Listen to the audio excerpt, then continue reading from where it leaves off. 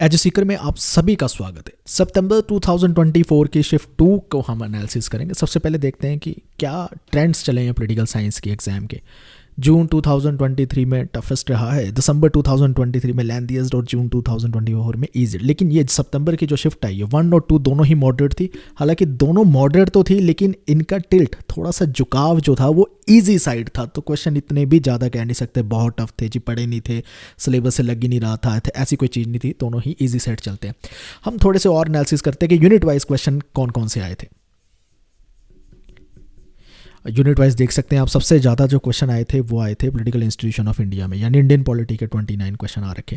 लेकिन ये यूनिट से क्वेश्चन बहुत ही कम आए। पोल थ्योरी के बहुत कम है, डब्ल्यूपीटी के बहुत कम है, और गवर्नेंस का तो एक ही क्वेश्चन है। वो भी एक क्वेश्चन आप अगर उसको डाल दोगे आप 7th यूनिट में तो भी जस्टिफाइड है। इतने ज़्यादा क्वेश्चन आ नहीं रखे थे। अब इसके बाद करते हैं पैटर्न वाइज एनालिसिस। ठीक है कि डायरेक्ट कितने आए थे, 42 क्वेश्चन आए थे। सबसे ज़्यादा यही क्वेश्चन आपके रहे, और बाकी के असर्शन रीज़न और स्टेटमेंट 1 और 2 फिर से नहीं आए। ये लगातार तीसरा एग्जाम है जहां पर असर्शन रीज़न और स्टेटमेंट 1 और 2 वाले जो क्वेश्चन होते थे वो नहीं आ रहे हैं। अब इसी शिफ्ट 2 में ट्रेंड वाइज जो एनालिसिस रहा है वो भी एक बार देख लेते हैं कि हम देखेंगे कि ये डायरेक्ट क्वेश्चन कौन से आए हैं, नए क्वेश्चन कौन से आए हैं, आउटसाइड सिलेबस से कौन से आए हैं, PYQ कितने आए हैं, करंट अफेयर कितने आए हैं। ये आइकन आप याद रखना, आगे आपको हर क्वेश्चन के ऊपर दिखाई भी देंगे। 100 क्वेश्चन थे आपके, सिलेबस में से 52 डायरेक्ट क्वेश्चन आया। नए थिंकर और नए कंसेप्ट जो मतलब है तो सिलेबस का पार्ट, लेकिन पहले नहीं पूछे जाते, अब पूछे इस बार इन्होंने, तो उसमें से 32 क्वेश्चन आए। Outside the syllabus 2 he question हमें दिखाई दिए हैं, जैसे ज्योतिबा फुले जैसे क्वेश्चन जो आपका पार्ट भी नहीं है सिलेबस का लेकिन पूछे गए। PYQ देखें तो 14 क्वेश्चन PYQ से भी आए हैं। करंट अफेयर में इसमें भी कोई क्वेश्चन नहीं, 0 क्वेश्चन रहा है आपका। और अब बात करते हैं कि शिफ्ट 2 में हमारे स्टडी मटेरियल में से कितने क्वेश्चन आए थे। वो 41 क्वेश्चन आए, वो आप देख ही लोगे। ठीक है, हमारी टेस्ट सीरीज़ है, ई बुक्स है, उन दोनों में से मिलाकर ये पिछली बार जो शिफ्ट 1 के हमने एनालिसिस किया उसमें 45 क्वेश्चन है, इसमें 41 क्वेश्चन हमें दिखाई दिए हैं। तो इन केस आप इंटरेस्टेड है हमारे मटेरियल में, डिस्क्रिप्शन में लिंक दिया है, आप जाकर वहाँ से परचेज कर सकते हैं। चलिए हम एक एक यूनिट करके सॉल्व करते हैं। मैं बहुत ही स्पीड से चलने वाला हूँ इसमें, और मे भी आपको हो सकता है स्पीड बढ़ाने की ज़रूरत भी ना पड़े। चलिए अब सॉल्व करते हैं पॉलिटिकल थ्योरी के क्वेश्चंस को। सबसे पहले जो इसमें आपको क्वेश्चन पूछ रखा है, कुछ बुक्स दे रखी है, उनको आपने क्रोनोलॉजिकल ऑर्डर में लगाना था। अब ये क्वेश्चन ऐसा है, इसको ड्रॉप कर दिया गया है, इसका कोई भी राइट आंसर नहीं बनता है क्योंकि ऑप्शन ही ठीक नहीं दिए गए थे। लेकिन हमें फिर भी ये देखना है कौन सी बुक कब आती है, एक बार चेक कर लें।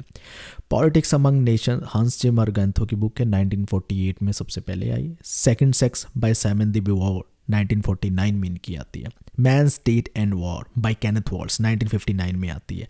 And of history and the last man by Francis Fukuyama 1992 में आती है। और फिर लास्ट में आती है clash of civilization and the remaking of world order by Samuel P. Huntington 1996 में आती है।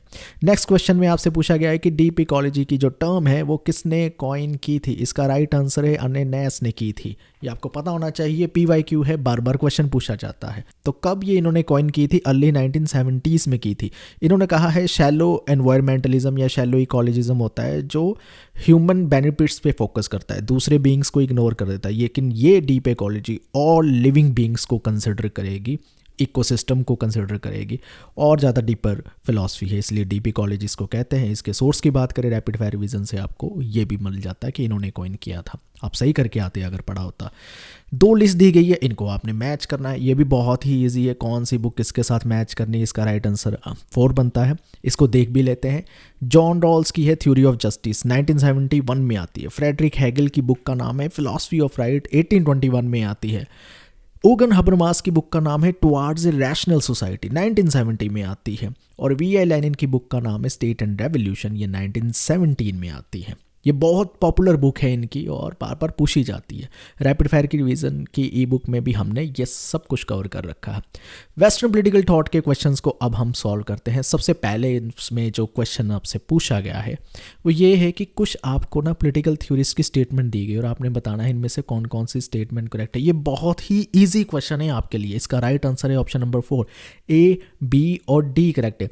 C देखो एंटोनियो ग्राम्शी की वो बुक है ही नहीं, और E में भी जो बुक दे रखी है पॉलिटिक्स अमंग नेशन वो अरिस्टोटल की है ही नहीं। एक एक करके सब देख लेते हैं। मैरी वॉलस्टोनक्राफ्ट की इक्वल राइट्स ऑफ वुमेन है, यस ये उनकी बुक है। हैना एरेंट की क्या ये बुक का नाम है the reason of totalitarianism, yes है। फिर आगे पूछा गया है एंटोनियो ग्राम्शी की एक बुक है ऑन पीपल्स डेमोक्रेटिक डिक्टेटरशिप, नहीं ये ग्राम्शी की नहीं है, ये तो माओ जेडोंग की है। और बढ़ते हैं, फ्रांस फानो की बुक का नाम दिया गया है black skin and white Musk, yes ये उनकी बुक ही है। फिर कहा गया है पॉलिटिक्स अमंग नेशन एरिस्टोटल की बुक है। नहीं, ये किसकी बुक है? पॉलिटिक्स अमंग नेशन हंस जे मोरगैंथो की बुक है, फेमस बुक है उनकी, ये एरिस्टोटल की नहीं है। इस तरह से ABD करेक्ट आंसर थे। इसके सोर्स की बात करें, ये भी आपको बुक्स क्रोनोलॉजिकल ऑर्डर में रैपिड फायर विजन की बुक में मिल जाती है। आगे पूछ रखा है आपसे, कुछ पॉलिटिकल आइडियाज़ दिए गए और स्टेटमेंट दी गई और आपने बताना है कौन सी किसके साथ सही सही से मैच हो रही है और कौन सी नहीं हो रही है। इसका राइट आंसर है option number second, A, C, D सही मैच हो रही है, B और E नहीं हो रही है। क्यों नहीं हो रही है, एक बार देख लेते हैं। जॉन लॉक कॉन्स्टिट्यूशनल गवर्नमेंट की बात करते हैं। मोंटेस्क्यू ने चेक्स एंड बैलेंस का सिस्टम प्रपोज किया है, यस किया है। क्या ब्रिटिश कॉन्स्टिट्यूशन में ऐड हुए थे उसके फीचर? नहीं, गलत है, वो US कॉन्स्टिट्यूशन में हुए थे। एक हल्का सा ट्विस्ट उसने दे दिया, बस इसी वजह से ये फॉल्स है। जर्मी बेंथम ने यूटिलिटेरियनिज्म का आइडिया डेवलप किया, यस किया, ये भी सही है। नेक्स्ट पूछा गया है, JS मिल ने पॉपुलर पार्टिसिपेशन की बात की है जिसमें विमेन को भी इंक्लूड किया जाना चाहिए, यस उन्होंने किया है, वुमेन्स राइट की बात करते थे JS मिल। थॉमस हॉब्स ने फिलॉसफी ऑफ राइट में कुछ पॉलिटिकल ऑब्लिगेशन पे काम किया है, नहीं गलत है, ये हॉब्स ने काम नहीं किया था, ये किसने किया था? हेगल ने किया था। इस तरह से ACD राइट आंसर बनते हैं। इसके सोर्स की बात करें तो रैपिड फायर विजन की ई बुक में आपको ये सभी चीज़ें मिल जाती। अब सॉल्व करते हैं इंडियन पॉलिटिकल थॉट के क्वेश्चंस को। इसमें से सबसे पहले जो क्वेश्चन पूछ रखा है वो ये है कि बहिष्कृत हितकर्मी सभा 1924 में किसने सेटअप की थी या किसने इस्टेब्लिश की? इसका राइट आंसर है BR अम्बेडकर ने की थी। 1924 में इस्टेब्लिश करते हैं अनटचेबल और दलित्स की वेलफेयर के लिए, और दूसरी जो मार्जिनलाइज्ड कम्युनिटीज़ होती है उनकी वेलफेयर के लिए करते हैं। बहिष्कृत वर्ड का मतलब होता है आउटकास्ट, मतलब जिनको कास्ट सिस्टम में इंक्लूड ही नहीं किया गया था। अनटचेबल और दलित कास्ट सिस्टम का हिस्सा नहीं बनते हैं। हालांकि कुछ लोग शूद्र और दलित दोनों सेम समझ लेते हैं, लेकिन दलित आउटकास्ट है, वो कास्ट सिस्टम का कभी हिस्सा ही नहीं बने। अब इसके सोर्सेज की अगर बात करें तो ये आपको विद्या चक्रवर्ती की बुक से भी मिल जाता और एजो सीकर की रैपिड फायर विजन की ई बुक से भी आपको मिल जाता। नेक्स्ट क्वेश्चन में आपसे ये पूछ रखा है, एक स्टेटमेंट दे रखी है कि श्री औरोबिंदो के बारे में किसने ये कहा कि उन्होंने हीगल का जो नोशन है एब्सोल्यूट स्पिरिट का, वो यूज़ करते हुए हिंदू का जो वेदांत सिस्टम है वहाँ पर उन्होंने लगाया और उसको रेडिकली रीस्ट्रक्चर कर दिया। इसका राइट आंसर क्या ही हो सकता है? कोई ऐसी ऑब्जर्वेशन कौन कर सकता है? कोई बाहर फॉरनर ही कर सकता है, तो स्टीव ऑडिन इसका नाम होता है। अगर आप तुक्का भी मारना चाहते तो इसलिए ये इतना डिफिकल्ट क्वेश्चन नहीं था ऑप्शन के हिसाब से। तो स्टीव ऑडिन ये बात करते हैं अपने, ठीक है, इस आर्टिकल में आप देख सकते हो जो जे स्टोर में दे रखा है। अगले क्वेश्चन की ओर बढ़ते हैं। मूक नायक न्यूज़पेपर किसने पब्लिश किया था? इसका राइट आंसर है ये डॉक्टर BR अम्बेडकर ने पब्लिश किया था 1920 में। मूक नायक का मतलब होता है वॉइस ऑफ साइलेंट या वॉइस ऑफ वॉइसलेस। तो ये एक न्यूज़पेपर था जिसके ज़रिए वो दलित या अनटचेबल या और मार्जिनलाइज्ड कम्युनिटीज़ जो है इंडिया में उनकी आवाज़ बनना चाहते थे। कास्ट डिस्क्रिमिनेशन पे, सोशल इंजस्टिस पे, इन सब चीज़ों के बारे में लिखा करते थे इस न्यूज़पेपर में। विद्या चक्रवर्ती की बुक में भी आपको ये चीज़ मिल जाती है और राजू शेखर की रैपिड फायर विजन की ई बुक में भी आपको ये मिल जाता। नेक्स्ट क्वेश्चन है कि चौखंबा मॉडल ऑफ डिसेंट्रलाइजेशन किसने प्रपोज किया? बहुत ईजी क्वेश्चन है, PYQ है। इसका राइट आंसर है राम मनोहर लोहिया ने किया। तो चौखंबा मॉडल क्या है? चौखंबा मॉडल का मतलब है 4 टायर या 4 लेवल होना गवर्नेंस के। विलेज लेवल एक, दूसरा डिस्ट्रिक्ट लेवल, तीसरा है स्टेट लेवल और फोर्थ है सेंट्रल लेवल।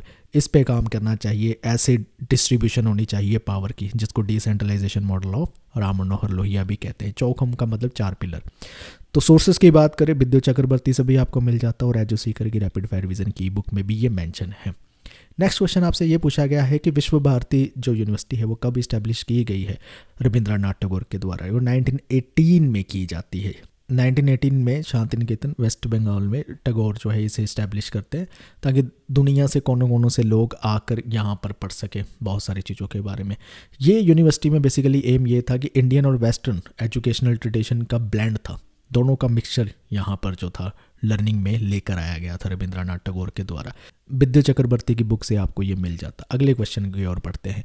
किसने ये आइडिया दिया है पितृभू और पुण्यभू का? ये बहुत ही इजी टेक्स्ट है, आप हिंदुत्व वर्ड ही वहाँ पर पढ़ते अपने क्वेश्चन में आपको पता है कि ये दे रखा है VD सावरकर ने। तो क्या है ये आइडिया? VD सावरकर ये कंसेप्ट प्रपोज करते हैं हिंदुत्व का कंसेप्ट एक्सप्लेन करने के लिए। वो कहते हैं पितृभू या पितृभूमि कह लो या फादरलैंड कह लो, वो होती है जहाँ पर आप पैदा हुए थे, जो आपके एंसेस्टर्स का लैंड है। फिर पुण्यभू वो है जो होली लैंड है, जहाँ पर आपकी सेक्रेट प्लेसेस है, जहाँ पर आप रिलीजियस एक्टिविटीज़ के साथ इन्वॉल्व है या जुड़े हुए हो, एसोसिएटेड हो, वो आपकी पुण्य भूमि होगी। तो सावरकर का ये कहना था हिंदूज़ के लिए इंडिया ही जो है वो पितृभूमि है और पुण्यभूमि भी वो इंडिया ही है। इसी तरह से सिख, जैन, बुद्ध उनके लिए भी यही है। लेकिन कुछ इंडिया के जो रिलीजन है, जैसे वो कह रहे थे मुस्लिम और क्रिश्चियन, हो सकता है उनके लिए ये पितृभू हो, उनके एंसेस्टर यहाँ पर पैदा हो, लेकिन ये पुण्यभू नहीं है। उसका रीज़न ये है क्योंकि मुस्लिम का मक्का है, क्रिश्चियंस के लिए वेटिकन चर्च है, तो उनके outside the India sacred places पाई जाती है। तो इस तरह से वो हिंदुत्व का कॉन्सेप्ट जो है एक्सप्लेन करते हैं अपना। विद्या चक्रवर्ती में भी आपको मिल जाता, एजू सीकर की इंडियन पोलिटिकल थॉट की ई बुक जो है उसमें भी ये कॉन्सेप्ट हमने एक्सप्लेन कर रखा है। अगला क्वेश्चन आपसे पूछ रखा है कि ज्योतिबा फुले ने ये गर्ल्स स्कूल पूना में स्टार्ट किया था कौन से साल में? इसका राइट आंसर 1851 में किया था उन्होंने। 1851 में वो एक पूना में स्कूल इस्टेब्लिश करते हैं जहाँ पर लोअर कास्ट से जो लोग थे या लड़कियाँ वहाँ पर पढ़ने आती थी। बेसिकली उनको एम्पावर करना एजुकेशन के थ्रू उनका मकसद था, इसलिए आज उनका नाम भी फेमस है उनके ऐसी एक्टिविटीज़ की वजह से। आपने ये कुछ दे रखी है इवेंट्स और इनको आपने करना है क्रोनोलॉजिकली ऑर्डर में अरेंज। ये बहुत ही इजी है, ये भी डिफ़िकल्ट नहीं है, बार बार ऐसे पूछे जाते हैं। इसका राइट आंसर 4 है। एक बार देख लेते हैं इसको। सबसे पहले आती है चंपारण मूवमेंट 1917 में, पिजन मूवमेंट आती है इन खेड़ा गुजरात और वर्कर मूवमेंट इन अहमदाबाद 1918 में आती है, नॉन कोऑपरेशन मूवमेंट 1920-22 तक चलती है, और फिर आती है पूर्ण स्वराज, ये 1929 में आती है कांग्रेस के लाहौर सेशन में। सिविल डिसोबीडियंट मूवमेंट जो है वो 1930 से लेकर 1934 तक चलती है। इसके सोर्सेज की बात करें तो रैपिड फायर विजन की बुक में ये सभी आपको मिल जाते हैं। नेक्स्ट क्वेश्चन की बात करते हैं। रेडिकल ह्यूमनिज्म का आइडिया किसने दिया? बच्चों वाला क्वेश्चन है, पता ही होगा आपको। इसका राइट आंसर है एम एन रॉय ने दिया था। एम एन रॉय ये आइडिया देते हैं अपना रेडिकल ह्यूमनिज्म का, जिसमें वो एक्सप्लेन करते हैं कि कैसे freedom, dignity and development of individual पे फोकस किया जाता है रीजन और एथिकल वैल्यूज़ के थ्रू। तो radical humanism basically true freedom की बात करता है कि इंडिविजुअल तभी समाज में ज़्यादा प्रोग्रेस कर सकेगा अपनी इंटेलिजेंस से, अपनी क्रिटिकल थिंकिंग जब उसकी डेवलप होगी तो उसके अपने मॉरल वैल्यूज़ होने चाहिए, समाज ना बताए उसे क्या करना है, ऐसी चीज़ें। तो ये रेडिकल ह्यूमनिज्म है जहाँ पर किसी तरह का अथॉरिटेरियन सिस्टम नहीं होगा, डॉगमाज नहीं होगा, इंडिविजुअल जो है बिल्कुल फ्री होगा अपने विचारों को लेकर, थॉट्स को लेकर, अपने एक्शंस को लेकर। ये रेडिकल ह्यूमनिज्म का आइडिया है। इसको एम एन रॉय वाली वीडियो में मैंने एक्सप्लेन कर रखा है, चैनल पर आप देख सकते हैं जाकर। विद्या चक्रवर्ती की बुक में भी ये आइडिया आपको मिल जाता है और हमारी इंडियन पोलिटिकल थॉट की बुक में भी आपको ये आइडिया मिल जाता। नेक्स्ट क्वेश्चन आपसे पूछ रखा है कि नागा क्वीन किसे कहा जाता था जिसने महात्मा गांधी से इंस्पायर होकर ब्रिटिश के अगेंस्ट रिवॉल्ट किया था? इसका राइट आंसर है रानी गेडिलियो को कहा जाता था।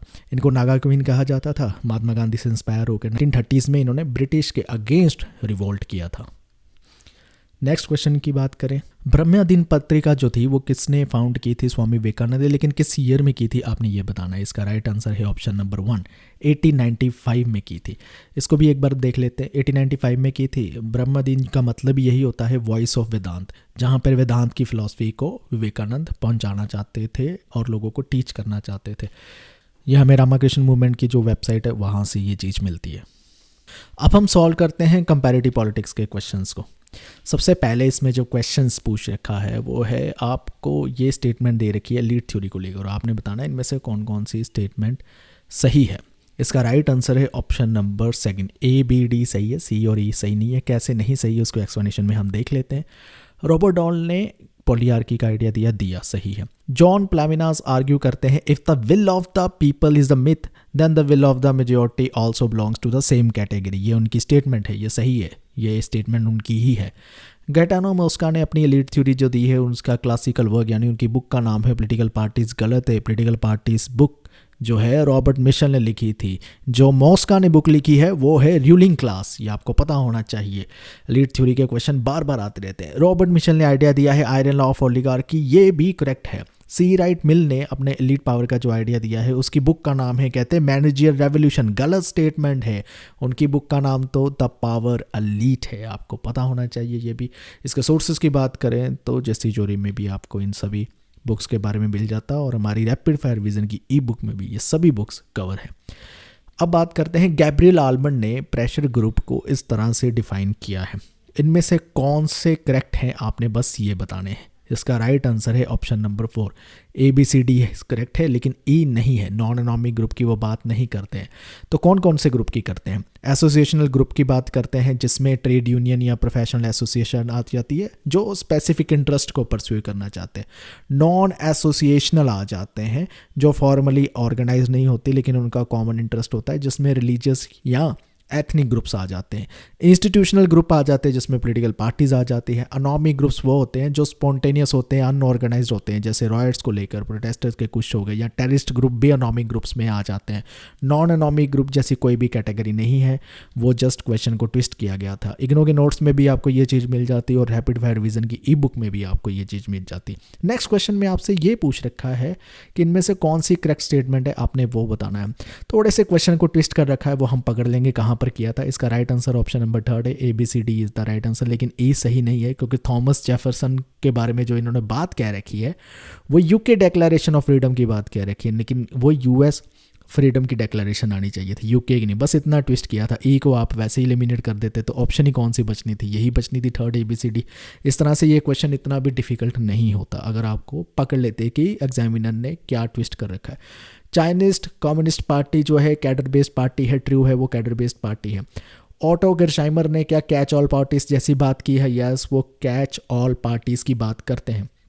क्या ऑटो गर्शाइमर ने US की रिपब्लिकन और डेमोक्रेटिक पार्टी को कैच ऑल पार्टीज कहा है? यस, उन्होंने कहा है, क्योंकि उनकी अपील जो है काफ़ी ब्रॉडर है, इसलिए कैच ऑल पार्टीज कहा है। एंथनी डॉन्स ने यह कहा है कि जो पॉलिटिशियन होते हैं वो पावर सीकिंग क्रिएचर होते हैं और जब चाहे वो पॉलिसीज़ को बदल सकते हैं अपनी मर्जी से, अगर उनको उसकी वजह से इलेक्शन जीतने का मौका मिलता है। ये भी सच है। एंथनी डॉन्स ने अपनी जो बुक है an economic theory of democracy उसमें ये बात कर रखी है। थॉमस जेफरसन ने यूके डिक्लेरेशन ऑफ फ्रीडम की बात की है, नहीं, वो प्रिंसिपल ऑथर है declaration of independent in the US, not in the UK। बस ये चेंज किया गया था। इसके सोर्सेज की बात करें तो हेवुड की पॉलिटिक्स की एक बुक आती है, उसमें ये सारी चीज़ें कवर हो रखी है। दो लिस्ट को आपने मैच करना है। बेसिकली ये पार्लियामेंट और उनके हाउसेस के नाम है, कौन कौन से कंट्री के साथ मैच करते हैं वो बताना है। इसका 3rd आंसर राइट है। एक बार हम सभी हाउसेस को या पार्लियामेंट के नाम को देख लेते हैं। हाउस ऑफ रिप्रेजेंटेटिव, ये US की कांग्रेस यानी वहाँ का पार्लियामेंट का एक लोअर चैम्बर है, उसे हाउस ऑफ रिप्रेजेंटेटिव कहते हैं। पाकिस्तान के पार्लियामेंट को कहा जाता है national assembly. House of common जो है UK के पार्लियामेंट का लोअर हाउस कहलाया जाता है, और नेसेट जो है वो इजराइल का पार्लियामेंट है। नेक्स्ट इसके सोर्सेज की बात करें तो हेवुड की पॉलिटिक्स की बुक में भी आपको ये सारी चीज़ें मिल जाती। अब ये जुडिशियल सिस्टम को लेकर ना कुछ स्टेटमेंट दी गई और आपने बताना है कौन कौन सी स्टेटमेंट इनमें से करेक्ट है। इसको ज़्यादा डिफिकल्ट नहीं है सॉल्व करना, क्योंकि अगर आप ई स्टेटमेंट को देखेंगे ना कि power of judicial review India में ओरिजिनेट हुई है, सबको पता है US में हुई है, तो ई तो एलिमिनेट कर दो, 2 ऑप्शन तो वैसे एलिमिनेट हो गए। अब आपके 50-50 चांसेस थे और उस अकॉर्डिंगली आंसर बताना था। चलिए देखते हैं। इसका राइट आंसर है ABD is the right answer, यानी इसमें एक स्टेटमेंट C की जो दे रखी है वो भी गलत है। वो क्यों गलत है वो भी हम देख लेते हैं धीरे धीरे। सबसे पहले तो देखिए कि supreme court of Canada has a 3 जज जो क्यूबेक के प्रिंस से आते हैं ताकि एथनिक और रिलीजियस का बैलेंस बन सके, ये करेक्ट स्टेटमेंट है। फिर उन्होंने कहा है federal constitutional court of Germany में कुछ जज जो इलेक्ट किए जाते हैं वो बंस्टैंग और बंसरैट के द्वारा किए जाते हैं, यानी वहाँ की गवर्नमेंट और पार्लियामेंट के द्वारा इलेक्ट किए जाते हैं ताकि बैलेंस बना रहे, ये भी करेक्ट है। अब इन्होंने C स्टेटमेंट में कह रखा है जज जो है US में नॉमिनेट किए जाते हैं हाउस ऑफ लॉर्ड के द्वारा और उसे रेटिफाइड किया जाता है सेनेट के द्वारा, ये गलत है। वहाँ का प्रेसिडेंट नॉमिनेट करता है और सेनेट उसे कंफर्म करता है, ना कि हाउस ऑफ लॉर्ड करता है, इसलिए ये स्टेटमेंट इनकरेक्ट हो जाती है। फिर इन्होंने कहा है कि US के कॉन्स्टिट्यूशन जो 1787 वाला कॉन्स्टिट्यूशन है उसमें जुडिशियल रिव्यू की बात नहीं की है, लेकिन जुडिशियल रिव्यू की जो पावर ड्राइव की जाती है वो एक केस से की जाती है जो उस वहाँ की सुप्रीम कोर्ट ने ही कहा था। वो केस का नाम है मरबरी वर्सेस मेडिसन, ये सही है स्टेटमेंट। फिर इसमें कहा है पावर ऑफ जुडिशियल रिव्यू जो ओरिजिनेट होती है इन इंडिया में वो मरबरी वर्सेस मेडिसन केस से होती है। नहीं, वो मरबरी वर्सेस मेडिसन केस तो US का है, इंडिया का नहीं है, इसलिए ये गलत हो जाता है और ABD इसी हिसाब से स्टेटमेंट सही हो जाती है। इसके सोर्सेज की बात करें जस्टिस तिजोरी की बुक में ये चीज़ें आपको मिल जाती है, जो उनकी बुक है कंपैरेटिव पॉलिटिक्स की। नेक्स्ट क्वेश्चन में आपसे ये पूछा है कि कौन सबसे पहली विमेन प्राइम मिनिस्टर बनी थी इस्लामिक वर्ल्ड में, वो भी डेमोक्रेटिकली इलेक्ट हो गए। इसका राइट आंसर है बेनज़ीर भुट्टो बनते हैं। इसकी भी हम एक्सप्लेनेशन में थोड़ी थोड़ी चीज़ें समझ लेते हैं। जैसे कि बेनज़ीर भुट्टो बनती है मुस्लिम मेजॉरिटी कंट्री की फर्स्ट वुमेन, कब तक सर्व करती है? 1888 से लेकर 1990 तक सर्व करती है और दोबारा 1993 से 1996 तक करती है। वुमेन राइट्स की बात करती है, डेमोक्रेसी की बात करती है पाकिस्तान में। दूसरे नाम जो दे रखे हैं वो भी हमने पढ़ने होते, दूसरी जो ऑप्शन गलत होती है वो भी आप देख लिया करो, कभी कभी उनसे भी बहुत कुछ सीखने को मिलता है और वापस उनसे क्वेश्चन बन सकते हैं। अब शेख हसीना जो है वो बांग्लादेश के प्राइम मिनिस्टर रहे हैं, 2009 से रहे हैं, longest serving female head of the government in the world रहे हैं। अगर अगली बार क्वेश्चन बनागा तो इस लाइन से भी बन सकता है, ठीक है, इसलिए पढ़ना जरूरी होता है। हिना रबानी खान कौन है, फॉरेन मिनिस्टर रहे हैं पाकिस्तान के 2011 से लेकर 2013 में लेकर। खलीदा जिया कौन है, प्राइम मिनिस्टर रहे हैं बांग्लादेश से 1991 से लेकर 1996 थे। ये विडो थे जो फॉर्मर प्रेसिडेंट थे बांग्लादेश से, जो बांग्लादेश के कह लो फाउंडर भी थे, ज़ियाउर रहमान के। तो ये प्रोमिनेंट फिगर है, इंपॉर्टेंट फिगर है, ये सभी के नाम आपको पता होना चाहिए। एक बुक आती है economic empowerment of women in the Islamic world, ये एजिड और वाट्स बैट ने लिखी है, यहाँ से हमें ये इसकी सोर्स का पता चलता है। कुछ आपको स्टेटमेंट दे रखी है और आपने बताना है इनमें से कौन कौन सी स्टेटमेंट करेक्ट है, कौन कौन सी गलत है। अगर देखा जाए इसमें जो डी दे रखी है ना, John Locke idea of general will, general will तो रूजो ने आइडिया दिया था, डी एलिमिनेट कर दो, डी एलिमिनेट कर दोगे तो सभी एलिमिनेट हो जाएगी, सिर्फ एक ही बचती है, वो कौन सी है, ABCE, यानी फोर्थ स्टेटमेंट बच जाती है। ये क्वेश्चन ईजी इसलिए हो जाता है। तो इसको भी देख लेते हैं। एंथनी स्मिथ ने एथनिक ओरिजिन ऑफ नेशन की बुक लिखी। अर्नेस्ट गार्लर ने अपनी नेशंस और नेशनलिज्म की बुक लिखी। मैलकलम एक्स बात करते हैं rediscovery of Africa as a spiritual and cultural homeland, yes वो बात करते हैं। John Locke idea of general will की बात करते नहीं, वो तो रूजो बात करते हैं। एरिक हॉब्सन का एक आइडिया है इन्वेंटर ट्रेडिशन, क्या ये उनका आइडिया है, बिल्कुल सही ये उनका आइडिया। ABCE ठीक है, डी गलत हो जाता है। इस तरह से इसके सोर्सेज की बात करें तो हेवुड की पॉलिटिक्स की बुक में भी आपको ये सारी चीज़ें मिल जाती, और हमारी रैपिड फायर रिवीजन की ई बुक में भी आपको ये सारे मिल जाते हैं आपको। आगे बात करते हैं कंपैरेटिव पॉलिटिक्स में से। ये कुछ स्टेटमेंट दे रखी है और आपने बताना है कौन कौन सी स्टेटमेंट ठीक है, कौन कौन सी गलत है। ये भी क्वेश्चन आपके लिए थोड़ा इजी हो जाता अगर आप ये देखते कि एक अटपटी सी स्टेटमेंट दे रखी है ई में कि पॉलिटिकल असैसिनेशन जो है पॉजिटिव इंडिकेटर है पॉलिटिकल डेवलपमेंट के लिए। नहीं भाई, पॉलिटिकल असैसिनेशन तो एक नेगेटिव इंडिकेटर होना चाहिए। ई तो मैं निकाल ही दूंगा। तो थर्ड और फोर्थ में से यानी मुझे मेरी 50-50 चांस हो गया अब क्वेश्चन ठीक करने के। इसका राइट आंसर है ऑप्शन नंबर 4, ACD स्टेटमेंट ठीक दे रखी है, बी गलत दे रखी है। बी भी आप देखो अटपटा सा दे रखा है, बिहेवियर अप्रोच जो है एक ट्रेडिशनल अप्रोच है। नहीं भाई, बिहेवियर अप्रोच एक कंटेम्प्रेरी अप्रोच है, ट्रेडिशनल नहीं है। ट्रेडिशनल अप्रोच पहली स्टेटमेंट को देखते हैं, वैल्यू लेडन होती है पॉलिटिक्स की स्टडी करने में, ये करेक्ट स्टेटमेंट है। वैल्यू लेडन होने का मतलब है जब आप बात करते हो सरकारें कैसे होनी चाहिए, पार्लियामेंट कैसा होना चाहिए, सुप्रीम कोर्ट एक देश में कैसी होनी चाहिए, जब ऐसी बातें आती है ना तो वैल्यू लेडन हो जाती है।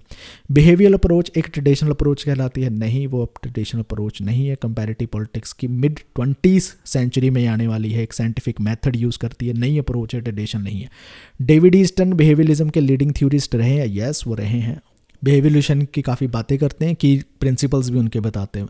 David Easton input output analysis में 3 मेन वेरिएबल की बात करते हैं, डिमांड, सपोर्ट और फीडबैक की, यस करते हैं, ये हमने पढ़ रखा है। पॉलिटिकल असैसिनेशन जो है वो एक पॉजिटिव इंडिकेटर है, गलत दे रखा है, वो एक नेगेटिव इंडिकेटर बन जाता है पॉलिटिकल डेवलपमेंट का। ऐसे थोड़ी ना कि कत्ल हो रहे हैं भाई और वो पॉजिटिव इंडिकेटर होगा, असैसिनेशन का मतलब तो हत्या ही होता है ना, तो ये आपको पता होना चाहिए था। इस तरह से आपका राइट आंसर बन जाता है ACD। इसके सोर्सेज की अगर बात करें तो ये जेसी जोरी की बुक में भी आपको मिल जाता है और रैपिड फायर रिवीजन की ई बुक में भी आपको कुछ आइडिया मिल जाते हैं। अगले क्वेश्चन की बात करते हैं कि डेमोक्रेटिक पार्टी जो यूएस में है वो कब इस्टेब्लिश की जाती है। इसका राइट आंसर है 1828 में की जाती है, 1828 में। लेकिन इसे फाउंड कौन करता है? इसे फाउंड करता है जो एंड्रयू जैक्सन के सपोर्टर होते हैं, वो फाउंड करते हैं। पहले पार्टी डेमोक्रेटिक रिपब्लिक नाम से जानी जाती थी, बाद में डेमोक्रेटिक पार्टी बन गई। ये पॉपुलिस्ट पॉलिसीज़ के चलते हुए इंडिविजुअल राइट्स या लिमिटेड गवर्नमेंट की बात करती है। अब इसमें काफ़ी आइडियोलॉजिकली हमें शिफ्ट देखने को मिलते हैं। आज भी ये यूएस में जो है एक इंपॉर्टेंट पार्टी के रूप में काम कर रही है। नेक्स्ट क्वेश्चन की बात करते हैं कि कौन से यूएस प्रेसिडेंट थे जब 1868 में इम्पीचमेंट का प्रोसेस शुरू हुआ था वो सिंगल वोट से बच गए थे। इसका नाम है एंड्रयू जॉनसन। एंड्रयू जॉनसन बचते हैं सिंगल वोट से। इसको भी थोड़ा सा हम जान लेते हैं।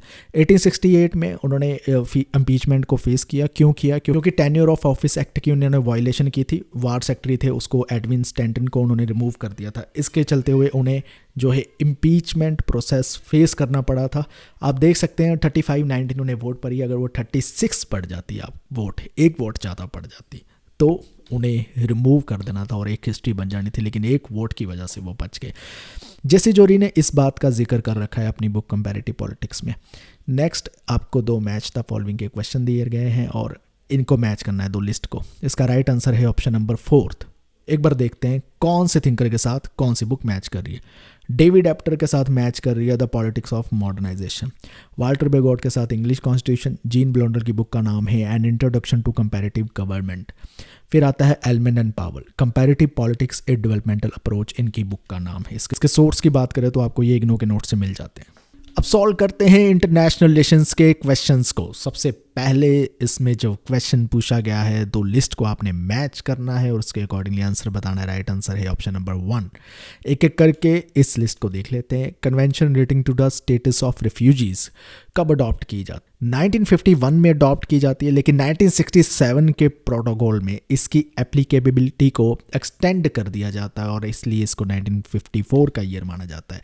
डेक्लेरेशन ऑन टॉर्चर जो है 1975 में आती है। Convention on the rights of child 1989 में आती है और 1990 में इन्फोर्स किया जाता है। Charter of the fundamental rights of the European union 2000 में आता है। इसे इस तरह से मैच करना था। इसके सोर्स की अगर बात करें तो हमारी जो इंटरनेशनल रिलेशन की बुक है उसमें से आपको ये मिल जाता है। अगले क्वेश्चन की बात करते हैं। ये कुछ स्टेटमेंट दे रखी है, आपने इनमें से करेक्ट स्टेटमेंट बतानी है कौन कौन सी है। उसके अकॉर्डिंगली जो राइट आंसर बनता है वो है option number 4, A B E सही ऑप्शन है, सी और डी गलत दे रखी है। चलिए देख लेते हैं क्यों गलत दे रखी है, क्या सही दे रखा है। 8th SAARC summit new Delhi में होता है, 1995 में होता है, सही दे रखा है। फिर दे रखा है इसमें बी स्टेटमेंट कि 1989 में SAARC year of combating drug abuse and drug trafficking कब लेकर है, यस वो है। फिर सी स्टेटमेंट दे रखा है कि यूएस प्रेसिडेंट बराक ओबामा जब थे उन पे असैसिनेशन की अटेम्प्ट की जाती है, उसको मारने की कोशिश की जाती है। ऐसा कोई भी क्रेडिबल रिपोर्ट हमें नहीं मिलती, इसलिए ये इनकरेक्ट स्टेटमेंट है। फिर पूछा गया है आपसे बिलावल भुट्टो जरदारी प्राइम मिनिस्टर बनते हैं पाकिस्तान के मार्च 2024 में, ये गलत स्टेटमेंट है। वो फॉरेन मिनिस्टर जरूर रहते हैं लेकिन प्राइम मिनिस्टर नहीं बनते हैं। ई स्टेटमेंट में कहा गया था सार्क प्रेफरेंशियल ट्रेडिंग एग्रीमेंट 11 अप्रैल 1993 में साइन किया जाता है, यस किया जाता है, ये भी सही है। इसके सोर्सेज की बात करें सार्क की ऑफिशियल वेबसाइट से आपको बहुत सारी चीज़ें वहाँ पर मिल जाती। नेक्स्ट क्वेश्चन में आपसे यूएन जनरल सेक्रेटरी जो है वो पूछे गए हैं और आपने इनको क्रोनोलॉजिकल ऑर्डर में लगाना है। इसका राइट आंसर है ऑप्शन नंबर 3।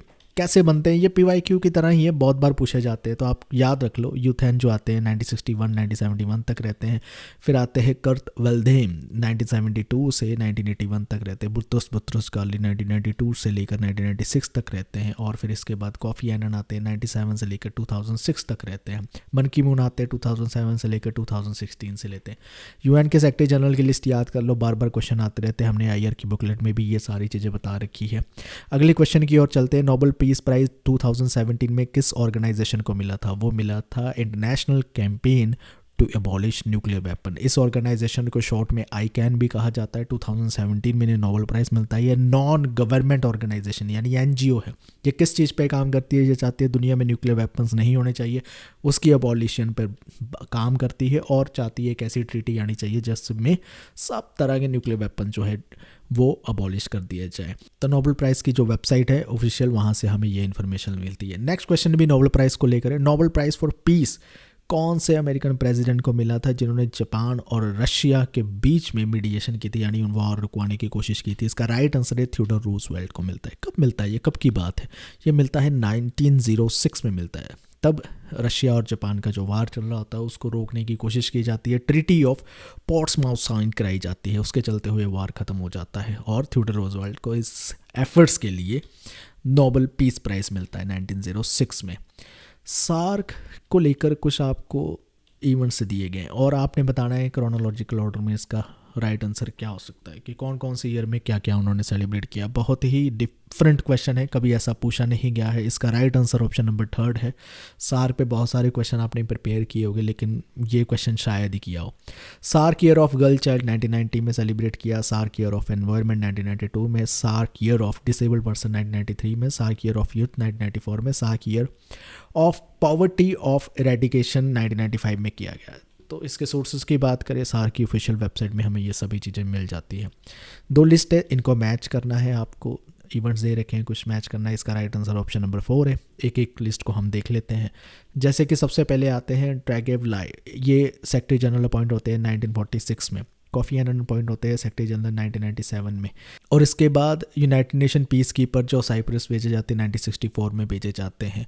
फिर UN high commission for refugee जो इस्टेब्लिश किया जाता है 1950 में किया जाता है। ये इस तरह से। अब ये कहाँ से पढ़ने, आपको एजू सीकर की तो आईआर की बुकलेट में मिल जाएगा, साथ में ग्लोबल पॉलिटिक्स जो एंड्रू हेवर्ड की है वहाँ पर भी मिल जाएंगे। बार बार कहा है ग्लोबल पॉलिटिक्स या एंड्रू हेवर्ड की जो बुक्स होती है उसके बॉक्सेस इंपॉर्टेंट होते हैं, पढ़ के जाया करो। अब ये यूनाइटेड नेशन के कुछ इवेंट्स दे रखे हैं, क्रोनोलॉजिकली इनको आपने बताना था कौन कौन से सही है। इसका राइट आंसर है ऑप्शन नंबर 3। एक बार इसको भी देख लेते हैं। सबसे पहले जो इवेंट आता है वो है United nation high commission for refugee 1950 में इस्टेब्लिश किया जाता है। फिर आता है first UN peace keeping force जो है स्वेज कनाल में भेजी जाती है 1956 में। UN peace keeper sent to Cyprus पिछले भी देखाए हैं हम, 1964 में किया जाता है ये। UN peace keeping commission establish किया जाता है 1992 में। General assembly adopts the sustainable development goals 2015 में करती है ये। इसके सोर्सेज की बात करें तो हमारे आईआर की बुकलेट में भी मिल जाते हैं और एंड्रू हेवर्ड की ग्लोबल पॉलिटिक्स में भी ये मिल जाते हैं। जैसे कि मैंने कहा बॉक्सेस इंपॉर्टेंट है उस बुक के। 14 पॉइंट्स किसने दिए हैं? वुडरो विल्सन ने दिए हैं। ये बहुत ही PYQ पुराना है, बार बार पूछा जाता है। 28 प्रेसिडेंट थे यूएस के जब सेकंड वर्ल्ड वॉर ख़त्म होने वाला होता है, तो तब ये 14 पॉइंट्स की बात करते हैं। इसी 14 पॉइंट्स के चलते हुए लीग ऑफ नेशन भी इस्टेब्लिश किया जाता है। ट्रीटी ऑफ वर्साइली भी इसी पॉइंट्स पे की जाती है 1919 में, और इसके चलते हुए इन्हें नोबेल पीस प्राइज़ भी मिलता है आगे चल के। इसके सोर्सेज की बात करें, रैपिड फायर रिवीजन में इसकी बात कर रखी है, ग्लोबल पॉलिटिक्स में भी इसकी बात आपको मिल जाएगी हेवुड की बुक में। दो लिस्ट को आपने मैच करना है, कब कब क्या क्या हुआ। इसका राइट आंसर ऑप्शन नंबर 2 है। एक बार इसको भी देख लेते हैं हम।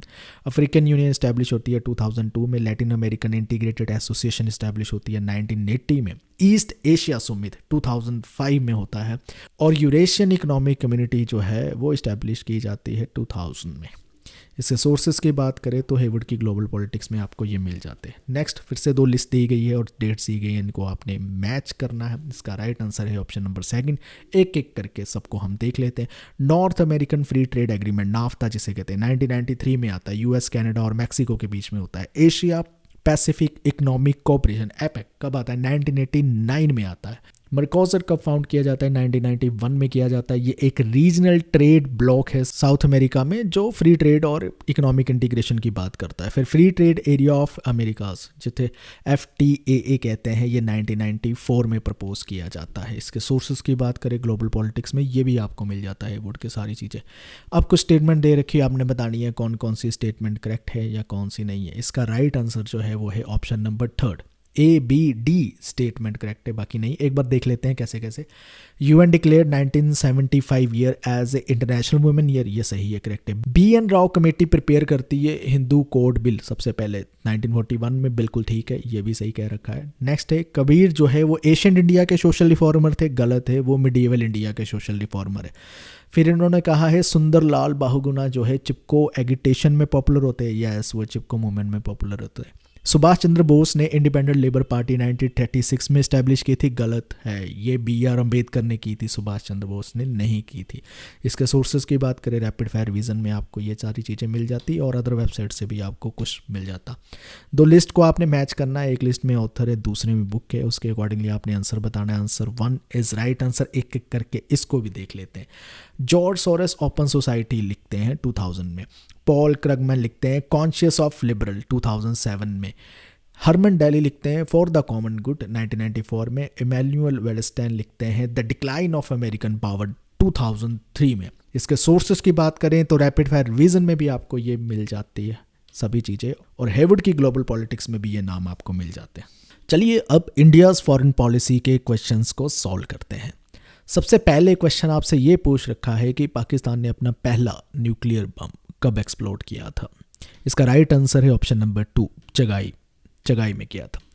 तो 1998 में किया था, चगाई डिस्ट्रिक्ट जो बलूचिस्तान पे है वहाँ पर किया था, ऑपरेशन शक्ति नाम से किया था। इंडिया ने भी उसी ईयर के आसपास ही अपना पोखरण 2 टेस्ट किया था, तो उसी को लेकर पाकिस्तान भी अपनी कैपेबिलिटीज़ को शो करना चाहता था। अब मई 28 डे जो है पाकिस्तान में वो यौम तकबीर के नाम से जाना जाता है। इसके सोर्सेज की अगर बात करें तो इंडियाज़ फॉरेन पॉलिसी की बुकलेट में भी आपको ये मिल जाता, और इंडियाज़ इंटरनेशनल रिलेशन जो रोटलेज की बुक है वहाँ पर भी आपको ये मिल जाता। अब आपसे ये पूछ रखा है कि जो दलाई लामा, प्रेजेंट दलाई लामा है, वो इंडिया कब आए थे। उसका राइट आंसर 1959 में आए थे, क्योंकि 1959 में उनको असाइलम दिया गया था इंडिया के द्वारा। जो 14 दलाई लामा है, प्रेजेंट दलाई लामा, उनका नाम तेंजिन ग्यासो है, याद रखना। वो इस टाइम पर मार्च 1959 में बॉर्डर क्रॉस करते हैं, इंडिया में असाइलम मिलता है। आजकल धर्मशाला में उनका हेडक्वार्टर बन रखा है, जिसे तिब्बतन गवर्नमेंट इन एग्जाइल भी कहा जाता है। इसके सोर्सेज की बात करें तो इंडिया फॉरेन पॉलिसी की हमारी जो बुक है A to Z of India's foreign policy, उसमें भी ये मिल जाता, और डेविड मेलोन की बुक में भी आपको ये मिल जाता इन्फॉर्मेशन।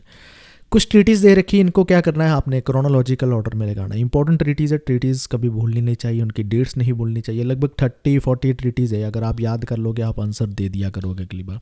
सेकंड इसका राइट आंसर था, एक बार सब देख लेते हैं। इंदसवाड़ा ट्रीटी 1960 में साइन होती है, ताशकेंट ट्रीटी 1966 में होती है, और शिमला एग्रीमेंट 1972 में साइन होता है। फ्राका ट्रीटी, जिसे गंगा वाटर ट्रीटी भी कहते हैं, वो 1996 में होती है। लाहौर डिक्लेरेशन 1999 में होती है। सब पता होना चाहिए कब ये साइन हुई, किसके बीच में हुई, क्या मुद्दे थे, ये सारे हमने इंडिया फॉरेन पॉलिसी की बुक में कवर कर रखे हैं। आपको ये इंडिया इंटरनेशनल रिलेशन की जो हैंडबुक है रॉटलेज की, उसमें भी आपको मिल जाएगा। अगले क्वेश्चन की ओर बढ़ते हैं। ये कहते हैं बर्मा बाइफरकेट हुआ था ब्रिटिश इंडिया से किस साल में। इसका राइट आंसर है 1937 में होता है। ब्रिटिशर खुद ही करते हैं 1937 में। कब करते हैं, कौन से एक्ट के थ्रू करते हैं, गवर्नमेंट ऑफ इंडिया एक्ट जो 1935 है उसमें आता है। अब वो कहते हैं कि बर्मा को अलग एडमिनिस्ट्रेशन, एक सेपरेट कॉलोनी बना दिया जाएगा, ब्रिटिश इंडिया से अलग होगा। क्यों बनाया जाएगा, ताकि उनको सेपरेट एडमिनिस्ट्रेशन और लेजिस्लेचर मिल सके, उनका काम अलग चल सके।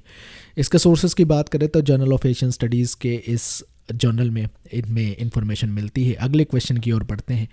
आपको दे रखी है कुछ स्टेटमेंट, और उसके अकॉर्डिंगली आपने बताना है कि कौन कौन सी स्टेटमेंट इनमें से करेक्ट है और कौन सी नहीं है। इसका राइट आंसर है option number 3, A, B, D correct है। चलिए एक एक करके सभी स्टेटमेंट देख लेते हैं। इतना टफ नहीं था अगर थोड़ी बहुत ही आपको चीज़ें पता होती। A consensus on poverty eradication was adopted at the 7th SAARC summit in 1993. Yes, 1993 में जो SAARC 7th summit हुआ था उसमें poverty eradication की बात की जाती है। आगे का है मैजिनी ने क्या नेशनैलिटी पे कुछ लिखा है। यस लिखा है उन्होंने। वी.डी. सावरकर ने अभिनव भारतीय सोसाइटी इस्टेब्लिश नहीं की थी। नहीं भाई की थी, इसलिए सी इनकरेक्ट हो जाता है। ओगर हबरमास जो है सेकंड जनरेशन थिंकर कहलाते हैं, फ्रैंकफर्ट स्कूल के यस कहलाते हैं, ये भी सही है। फिर फिफ्थ स्टेटमेंट में लिखा है इंडिया ने प्लानिंग प्रोसेस यूएसए से लिया। नहीं, वो तो उसने सोवियत यूनियन से लिया था, तो इसलिए इनकरेक्ट हो जाता है सी और ई। और इस तरह से A-B-D जो ऑप्शन थी वो आपकी करेक्ट है। सोर्सेज की बात करें, रैपिड फायर विजन की ई बुक में भी आपको ये चीज़ें मिल जाती, और कुछ ऑफिशियल वेबसाइट से भी आपको ऐसी चीज़ें मिल जाती। कुछ पैसेज बेस्ड क्वेश्चन है, अब इसको भी एक एक करके सॉल्व करते हैं। जैसे इन्होंने कहा 17 पॉइंट एग्रीमेंट कब साइन किया गया था। इसका राइट आंसर है 1951 में साइन किया था। अब ये 17 पॉइंट एग्रीमेंट है क्या, ये किया जाता है दलाई लामा की गवर्नमेंट में और चाइना में।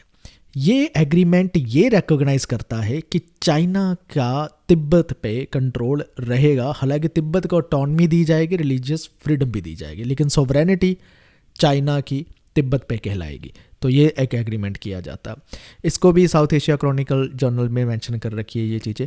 पंचशील एग्रीमेंट कब साइन होता है ये आपको पता ही होगा, 1954 में है। बहुत बार पढ़ते हैं PYQ, इसलिए मैं इसको जल्दी कवर कर रहा हूँ। 5 इसमें एग्रीमेंट इंडिया और चाइना में होता है, ठीक है। 5 प्रिंसिपल्स होते हैं, वो 5 प्रिंसिपल भी आपको याद होने चाहिए। सोर्सेज की बात करें तो ये भी मिल जाता आपको, हमारी बुक में भी मिल जाता है, इंडियाज़ फॉरेन पॉलिसी की जो बुक है। ओके, एक चीज़ यहाँ पर इंपॉर्टेंट इन्होंने कही कि तिब्बतन डेलीगेशन जो पैकिंग में जाती है, बेजिंग का पुराना नाम पैकिंग है, ठीक है। तो कौन फैसिलिटेट करता है, कौन भेजता है उन्हें, तो राइट आंसर है ब्रिटिश इंडिया। ये फैसिलिटेट करते हैं, ये फैसिलिटेट करते हैं। वहाँ पर जाकर बातचीत होती है अपने रिलेशन की, तो ये फैसिलिटेट करते हैं, मीडिएटर बनते हैं। ये पैसेज में भी आपको ऐसी चीज़ें मिल जाते हैं। नेक्स्ट इन्होंने पूछ रखा है कि कौन से पीरियड में तिब्बत जो है वो de facto independent status enjoy करता है। इसका राइट आंसर 1913 से 1951 से तक करता है, क्योंकि उसके बाद तो चाइना ही क्लेम करने लगता है कंट्रोल कि मेरा तिब्बत पे कंट्रोल है, मेरा एरिया है, ये ऐसी चीज़ें होगी, ठीक है। तो ये होता है 1913 से 1951 तक ये इनका रहता है इंडिपेंडेंट। फिर 17th पॉइंट एग्रीमेंट जब होता है तो फिर कंट्रोल तिब्बतन का तो चला जाता है, इंडिपेंडेंट स्टेटस ही चला जाता है एक तरह से। साउथ एशिया क्रॉनिकल में ये फिर से बातें कर रखी है इस जर्नल में। आगे एक क्वेश्चन पूछ रखा है कि which one of the following help China to consolidate its hold on Tibet. तो चाइना का कंट्रोल तिब्बत पर करने के लिए किसने मदद की थी, किसकी वजह से हुआ था। इसका राइट आंसर है ब्रिटिश इंडिया और इंडिपेंडेंट इंडिया, दोनों ने ही किया था। अब ब्रिटिश इंडिया ने तो किया ही किया, अब आप कहोगे इंडिपेंडेंट इंडिया ने ऐसा क्यों किया। पंचशील एग्रीमेंट जब चाइना के साथ किया जा रहा है तो वो यही चीज़ें कह रहा है कि भाई हम जो टेरिटोरियल डिस्प्यूट में नहीं पड़ेंगे, आपके सोवरेनिटी की हम भी कदर करेंगे, ऐसी चीज़ें की बातें की जा रही है। तो एक तरह से चाइना का जो तिब्बत पे क्लेम है वो और भी ज़्यादा कंसोलिडेट हो जाता है।